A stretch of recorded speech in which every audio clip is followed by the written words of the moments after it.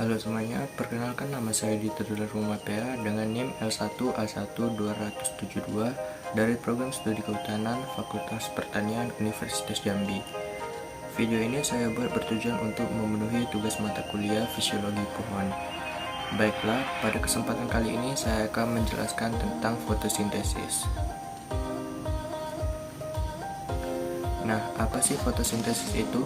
Fotosintesis adalah suatu proses biokimia pembentukan zat makanan seperti karbohidrat yang dilakukan oleh tumbuhan, terutama tumbuhan yang mengandung zat hijau atau klorofil. Selain tumbuhan berkalori tinggi, makhluk hidup non-klorofil lain yang berfotosintesis adalah alga dan beberapa jenis bakteri. Organisme ini berfotosintesis dengan menggunakan zat hara, karbon dioksida, dan air, serta bantuan energi cahaya matahari. Organisme fotosintesis disebut fotoautotrof karena mereka dapat membuat makanannya sendiri. Pada tanaman, alga, dan cyanobacteria, fotosintesis dilakukan dengan memanfaatkan karbon dioksida dan air serta menghasilkan produk buangan oksigen. Nah, seberapa penting sih fotosintesis ini? Fotosintesis sangat penting bagi seluruh kehidupan aerobik di bumi, karena selain untuk menjaga tingkat normal oksigen di atmosfer, fotosintesis juga merupakan sumber energi bagi hampir seluruh kehidupan di bumi, baik secara langsung atau melalui produksi primer, maupun tidak langsung, atau sebagai sumber makanan, kecuali pada organisme kemoautotrof yang hidup di batuan atau lubang angin hidrotermal di laut yang dalam. Tingkat penyerapan energi oleh fotosintesis sangatlah tinggi, yaitu sekitar 100 terawatt atau kira-kira 6 kali lebih besar daripada konsumsi energi peradaban manusia. Selain energi, fotosintesis juga menjadi sumber karbon bagi semua senyawa organik dalam tubuh organisme. Fotosintesis mengubah sekitar 100-115 petagram karbon menjadi biomasa setiap tahunnya.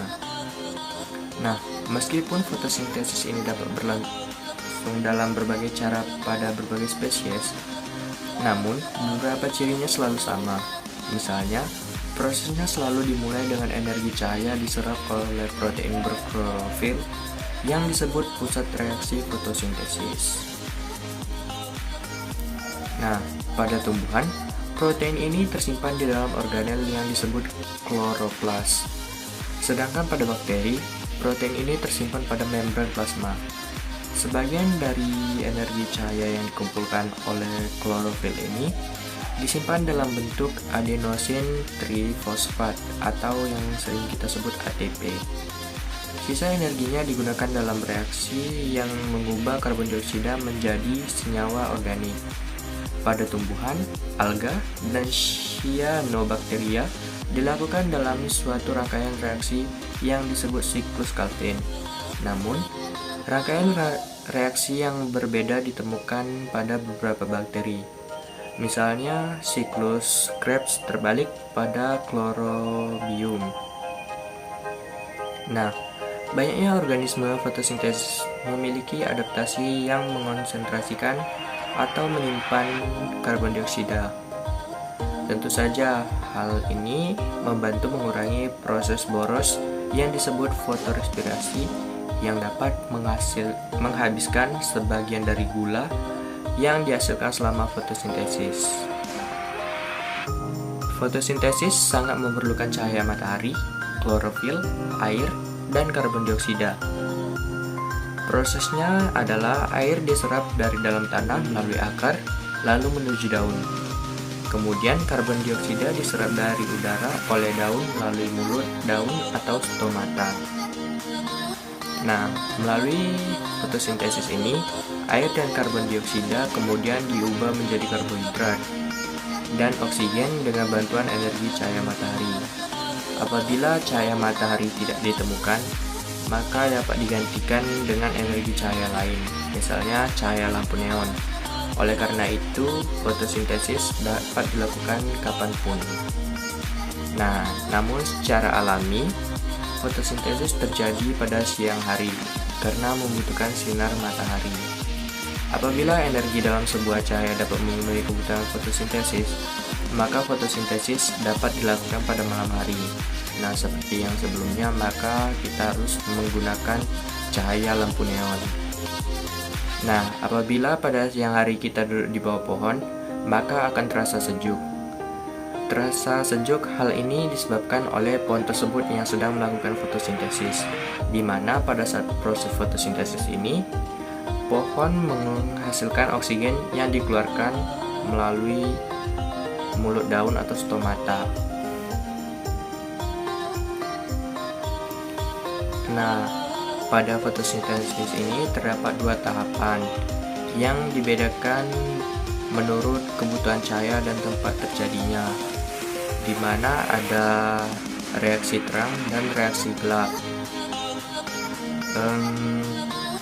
Tahapan ini terjadi di kloroplas tumbuhan. Baiklah, penjelasannya seperti ini. Reaksi terang. Proses reaksi terang merupakan reaksi yang membutuhkan cahaya dan terjadi pada bagian tilakoid, lebih tepatnya di grana.